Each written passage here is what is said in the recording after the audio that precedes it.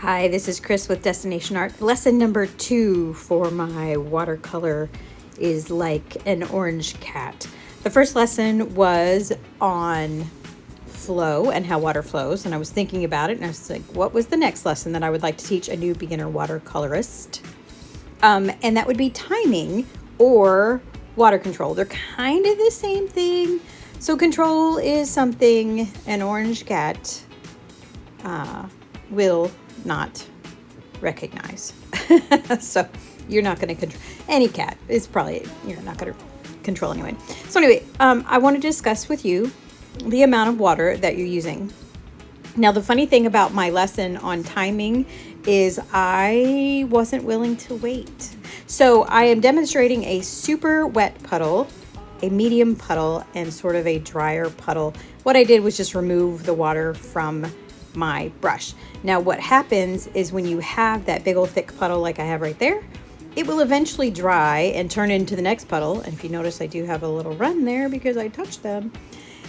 And one of the things that I've learned actually from Emma LaFave recently is in order to get a good color when you're putting down color and drying is to make sure that you have the same amount of water in in that square. So to make sure it's like the same amount of water in each of the squares.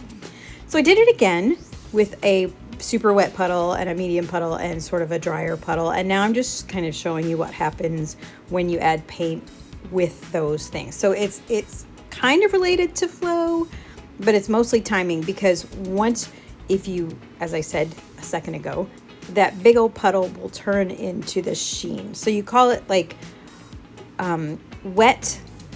You call it, let's see, there's the medium, and then the low one, I kind of consider that one to be like a satiny kind of look. Anyway, the super wet will turn into the satiny, but you have to watch out for irregular drying, which I'm going to show you in just a second. Okay, so it's all related. Anyway, as a new watercolorist, this is something you really need to look at. So how long do I wait to add a different color? So if you're doing wet on wet, then you can just go for it. As long as you're doing colors that will mix, that'll look good together, then you should get a good result. But once again, making sure you're controlling the amount of water in the puddle is sort of necessary. If you're doing wet on dry, you can also go for it. If you're doing wet on kind of dry, that's where the warning comes in. So here I am, and that's rather thick, that was a juicy puddle, let's say. I took some water away and used a paper towel. So now I've got a pink and a yellow, and I'm trying to mix them there in the center. Now, if you look though, the pink, I didn't show it quite slow enough, but the pink right there is slightly drier.